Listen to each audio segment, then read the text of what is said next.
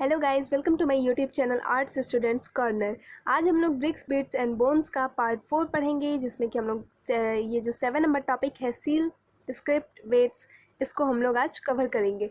और एक और टॉपिक इसके आगे का है, उसको भी हम लोग आज इस वीडियो में पढ़ेंगे। उम्मीद है आप लोग को समझ आएगा। अगर समझ आएगा तो लाइक कर दीजिएगा, शेयर कर दीजिएगा अपने दोस्तों के साथ, और चैनल को सब्सक्राइब करना मत भूलिएगा। और एक और रिक्वेस्ट मैं आप लोग से करना चाहूँगी कि जब भी आप इस चैनल पर बैठें पढ़ने के लिए, देखें इसे, तो अपने साथ बुक खोल के जरूर बैठें, इससे आपको बहुत हेल्प मिलेगी। तो चलिए बिना देरी किए शुरू करते हैं। फर्स्ट टॉपिक है सील्स एंड सीलिंग्स, मोहरे और मुद्रांकन। Seals and sealings were used to facilitate long distance communication. मोहरों और मुद्रांकनों का प्रयोग लंबी दूरी के संपर्क को सुविधाजनक बनाने के लिए होता था। Imagine a bag of goods being sent from one place to another. कल्पना कीजिए कि सामान से भरा हुआ एक थैला एक स्थान से दूसरे स्थान तक भेजा गया।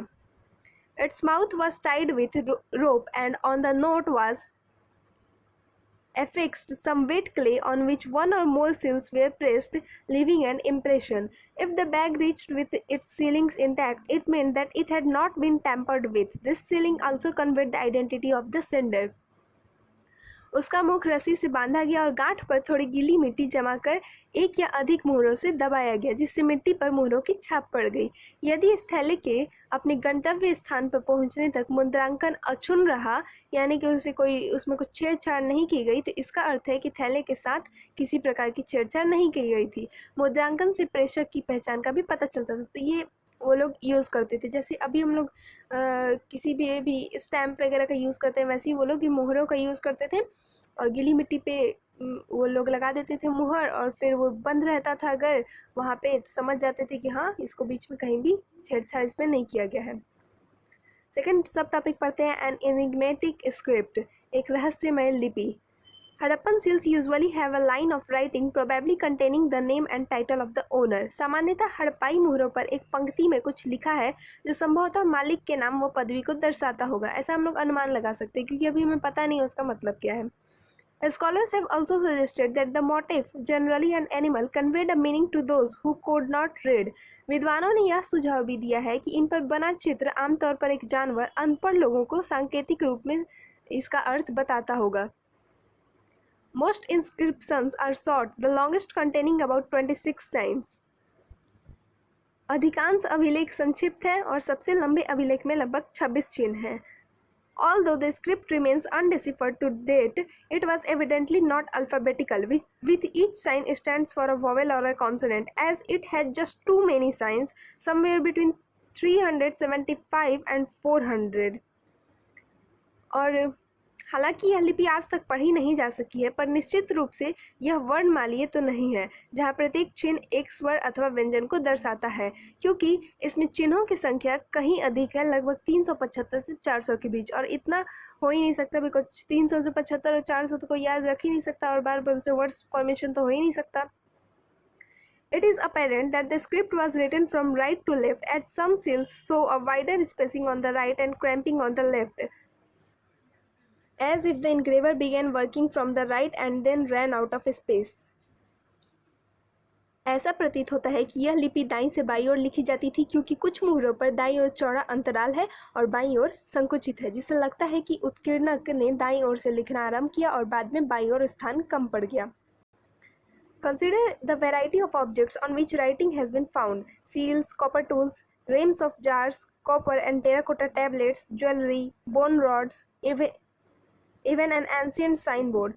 Remember, there may have been writing on perishable materials too. Could this mean that literacy was widespread? अब हम उन विभिन्न प्रकार की वस्तुओं को देखते हैं जिन पर लिखावट मिली है। मोहरे, तांबे के औजार, मर्तबान के अमवट, तांबे तथा मिट्टी की मतलब लघु पट्टिकाएं, आभूषण, अस्थि छड़ें, और यहाँ तक कि एक प्राचीन सूचना पट। याद रखिए, हो सकता है कि नष्ट प्राय वस्तुओं पर भी लिखा जाता हो। क्या इसका अर्थ लगाया जा सकता है कि साक्षरता व्यापक थी? अब हम लोग पढ़ेंगे वेट्स के बारे में। Exchanges were regulated by a precise system of weights, usually made of a stone called chert and generally cubical with no markings. विनिमय बाटों की एक सूक्ष्म या परिशुद्ध प्रणाली द्वारा नियंत्रित है। ये बाट सामान्यतः चर्ट नामक पत्थर से बनाए जाते थे और आमतौर पर ये किसी भी तरह के निशान से रहित घनाकार होते थे। तो एक काम कीजिएगा आप लोग, ये 1 नंबर का क्वेश्चन है तो इसको याद कर लीजिएगा। स्टोन का नाम क्या है? चर्च। और कैसे होते थे? Generally cubical with no markings. तो ये आप लोग याद कर लीजिएगा, ये क्वेश्चन पूछ सकता है एग्जाम में। The lower denominations of weights were binary 1, 2, 3, 4, 1, 2, 4, 8, 16, 32, etc. up to 12,800, while the higher denominations followed the decimal system. The smaller weights were probably used for weighing jewelries and beads. Metal scale pens have also been found. इन बाटों के निचले मानदंड द्विआधारी यानी कि binary होते थे, 1, 2 जो भी दिया हुआ है, जबकि ऊपरी मानदंड दशमलव प्रणाली का अनुसरण करते थे। छोटे बाटों का प्रयोग संभवतः आभूषण और मनकों को तौलने के लिए किया जाता था और धातु से बने तराजू के पल्ले भी मिले हैं। अब हम लोग नेक्स्ट टॉपिक पढ़ेंगे, एंशिएंट अथॉरिटी। इसमें हम लोग देखेंगे कि क्या वहाँ पे कुछ राजा महाराजा भी हुआ करते थे या सबको इंडिपेंडेंटली फ्रीडमली अपना लाइफ जीते थे, क्योंकि हमें कुछ वैसा दुर्ग मिला है, सिटाडेल, जो कि एक ऊंचे स्थान पर है, किले टाइप का, तो अब हम देखेंगे उसी के बारे में। There are indications of complex decision being taken and implemented in Harappan society. हड़प्पाई समाज में जटिल फैसले लेने और उन्हें कार्यान्वित करने के लिए संकेत मिले हैं। Take for instance the extraordinary uniformity of Harappan artifacts as evident in pottery, seals, weights and bricks. Notably, bricks, though obviously not produced in any single center, were a uniform ratio throughout the region from Jammu to Gujarat. We have also seen that settlements were strategically set up in specific locations for various reasons. Besides, labor was mobilized for making bricks and for the construction of massive walls and platforms. Who organized these activities? अब उदाहरण के लिए हड़प्पाई पुरा वस्तुओं में असाधारण एक रूपता को ही ले लें, जैसे कि मटके, मुहर, बाट तथा ईंटों से स्पष्ट है। महत्वपूर्ण बात यह है कि ईंटें, जिनका उत्पादन स्पष्ट रूप से किसी एक केंद्र पर नहीं होता था, जम्मू से गुजरात तक पूरे क्षेत्र में समान अनुपात यानी कि सेम रेशियो की मिली। हमने यह भी देखा कि अलग अलग कारणों से बस्तियां विशेष स्थानों पर आवश्यकता अनुसार स्थापित की गई थी और इसके अतिरिक्त ईंटें बनाने और विशाल दीवारों तथा चबूतरों के निर्माण के लिए श्रम संगठित किया गया था और बहुत ज़्यादा लेबर यूज हो पाया था, जैसा कि हमने रेशियो लगाया, अंदाज़ा लगाया है। और इन सभी क्रियाकलापों को कौन संगठित करता था? कि कोई राजा होगा जो संभालता होगा, या फिर कोई तो मुखिया होगा, कोई हेड होगा, या कुछ तो होगा, उसके बारे में हम लोग पढ़ेंगे पैलेसेस एंड किंग्स में। If we look for a center of power or for depictions of people in power, archaeological records provide no immediate answers. सत्ता के केंद्र अथवा सत्ताधारी लोगों के विषय में पुरातात्विक विवरण हमें कोई त्वरित उत्तर नहीं देते। A large building found at Mohenjo-daro was labeled as a palace by archaeologists, but no spectacular finds were associated with it. पुरातत्वविदों ने मोहनजोदड़ो में मिले एक विशाल भवन को एक पैलेस की संज्ञा दी, परंतु इससे संबंध कोई भव्य वस्तुएं नहीं मिली हैं। कुछ पैलेस होगा तो वहाँ पे कुछ राजा महाराजा टाइप मिलना चाहिए ना, महंगी महंगी चीज़ें जो केवल राजा महाराजा के पास ही हो सकती हैं। A stone statue was labelled and continues to be known as priest king. एक पत्थर की मूर्ति को पुरोहित राजा की संज्ञा दी गई थी और यह नाम आज भी प्रचलित है। This is because archaeologists were familiar with Mesopotamian history and its priest kings and have found parallels in the Indus region. ऐसा इसलिए था क्योंकि पुरातत्वविद मेसोपोटामिया के इतिहास तथा वहाँ के पुरोहितों राजाओं से परिचित थे और यही समानताएं उन्होंने सिंधु घाटी सभ्यता के क्षेत्र में ढूंढी। But as we will see, the ritual practices of the Harappan civilization are not well understood yet, nor are there any means of knowing whether those who performed them also held political power. लेकिन जैसा कि हम देखेंगे, हड़प्पा सभ्यता की अनुष्ठानिक प्रथाएं के साधन उपलब्ध हैं कि क्या जो लोग इन अनुष्ठानों का निष्पादन करते थे उन्हीं के पास राजनीतिक सत्ता होती थी। Some archaeologists are of the opinion that Harappan society had no rulers and that everybody enjoyed equal status. कुछ पुरातत्वविद इस मत के हैं कि हड़प्पाई समाज में शासक नहीं थे तथा सभी की सामाजिक स्थिति समान थी। Others feel that there was no single ruler but several, that Mohenjo-daro has a separate ruler, Harappa another and so forth. और दूसरे पुरातत्वविद यह मानते हैं कि यहाँ कोई एक नहीं बल्कि कई शासक थे, जैसे कि हर साइट जो हमें मिली है वहाँ के अलग अलग शासक होते होंगे, जैसे कि मोहनजोदड़ो, हड़प्पा आदि के अलग अलग राजा होते होंगे। Yet others argue that there was a single state. Given the similarity in artifacts, the evidence for planned settlements, the standardized ratio of brick size, and the establishment of settlements near sources of raw materials. और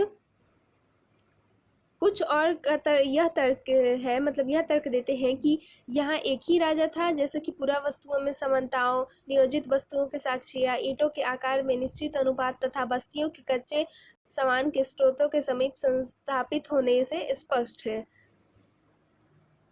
As of now, the last theory seems the most plausible, as it unlikely that entire communities could have collectively made and implemented such complex decisions. अभी तक की स्थिति में अंतिम परिकल्पना सबसे युक्ति संगत प्रतीत होती है, क्योंकि यह कदाचित संभव नहीं लगता कि पूरे के पूरे समुदायों द्वारा इकट्ठे ऐसे जटिल निर्णय तथा कार्यान्वित किए जाते होंगे। सो ये हम लोग देख लिए। अभी बहुत से तर्क दिए गए हैं उस पर कि वहाँ कोई राजा महाराजा थे कि नहीं। कुछ लोग का मानना था कि कोई एक ही कंट्रोल करता था, कुछ लोग का मानना था कि हर एक स्टेट के अपने राजा हुआ करते होंगे, और कुछ लोग का मानना था कि सब कोई अपनी मर्जी का मालिक था, कोई किसी के बात नहीं मतलब कि कोई किसी का अंडर नहीं था, कोई राजा महाराजा नहीं थे, सब कोई अपनी फ्रीडमली जीता था। अब हम लोग नेक्स्ट टॉपिक पढ़ेंगे, the end of the civilisation. There is evidence that by 1800 BC, most of the mature Harappan sites in regions such as Cholistan had been abandoned. ऐसे साक्ष्य मिले हैं कि जिसके अनुसार लगभग 1800 ईसा पूर्व तक चोलिस्तान जैसे क्षेत्रों में अधिकांश विकसित हड़प्पा स्थलों को त्याग दिया गया था।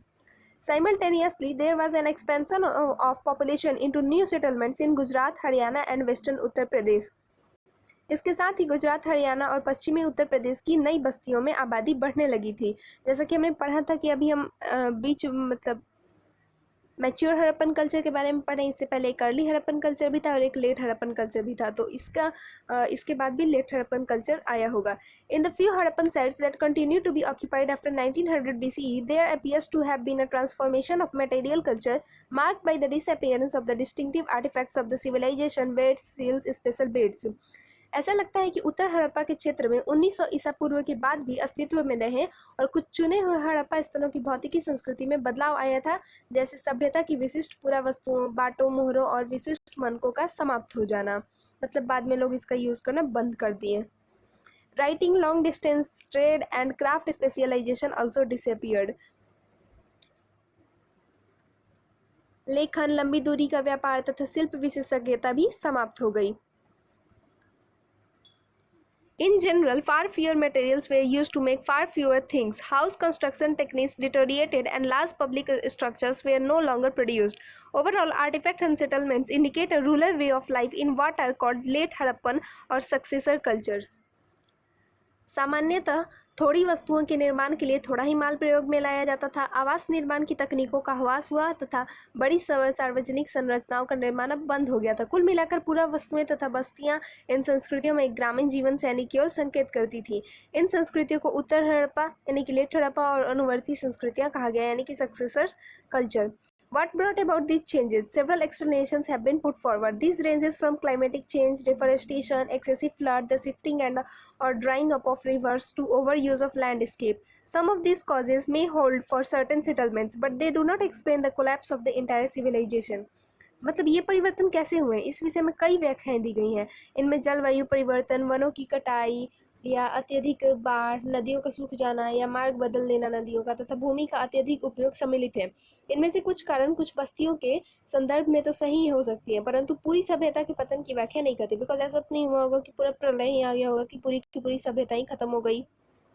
कुछ साइट्स पे ऐसा हुआ होगा, माना जा सकता है। It appears that a strong unifying element, perhaps the Harappa state, came to an end. This is evidenced by the disappearance of seals, the script, the distinctive beads and pottery, the shift from a standardized weight system to the use of local weights, and the decline and abandonment of cities. The subcontinent would have to wait for over a millennium for new cities to develop in a completely different region. ऐसा लगता है ना कि एक सुदृढ़ एकीकरण के तत्व संभवतः हड़प्पाई राज्य का अंत हो गया था। मोहरों लिपि, विशिष्ट मनकों तथा मटके, किलो, मानकीकृत बाट प्रणाली के स्थान पर स्थानीय बाटों के प्रयोग, शहरों के पतन तथा परित्याग जैसे परिवर्तनों से इस तर्क को बल मिलता है। उपमहाद्वीप को एक पूरी तरह से अलग क्षेत्र में नए शहरों के विकास के लिए एक सहस्त्र शताब्दी से अधिक समय लगा, उस प्रतीक्षा करनी पड़ी। यहाँ पे एक मैप दिया हुआ है, ये है लेट हड़प्पन कल्चर के कुछ एरियाज। देख सकते हैं आप लोग, पहले यहाँ पे मैच्योर हड़प्पन कल्चर भी था और ये मेनली जो गुजरात और इधर राजस्थान के ऊपर के एरियाज हैं, यहीं पे इन्होंने अपना साइट्स मेनली जो मिला यहाँ का, मतलब यहीं पे बसे होंगे लेट हड़प्पन कल्चर के लोग। यहाँ पे आप देख सकते हैं एविडेंस ऑफ एन इन्वेजन दिया हुआ है, ये आप लोग पढ़ लीजिएगा। इसमें लाइन बाय लाइन एक्सप्लेन करने जैसा कुछ नहीं है, इसमें बस इंपॉर्टेंट डेट्स दिए गए हैं जो कि एग्जाम में पूछता है, तो ये इंपॉर्टेंट है, ये आप लोग जरूर से जरूर पढ़ लीजिएगा। पूरा बॉक्स पढ़ लीजिएगा, बहुत लंबा है लेकिन इसमें कुछ खास नहीं है, आप लोग आसानी से समझ जाएंगे। इसमें कुछ लोगों के नाम दिए हुए हैं, कैसे कैसे एग्जामिनेशंस हुए हैं, ब्रिटिशर्स के टाइम का भी है, तो ये आप लोग जरूर पढ़ लीजिएगा। और नेक्स्ट वीडियो में हम लोग, नेक्स्ट पार्ट में हम लोग इसको कवर करेंगे, डिस्कवरिंग द हड़प्पन सिविलाइजेशन, और एक टॉपिक बच जाएगा, उसको भी हम लोग कंप्लीट कर देंगे और ये चैप्टर कंप्लीट हो जाएगा नेक्स्ट पार्ट में। सो आई होप आप लोग को समझ आया होगा, आप लोग अच्छे से पढ़े होंगे और समझ आया होगा तो लाइक कर दीजिएगा इसी बात पे, और कुछ नहीं समझ आएगा तो आप कमेंट सेक्शन में मुझसे पूछ सकते हैं, आपको ज़रूर आंसर मिलेगा। Thank you for watching the video.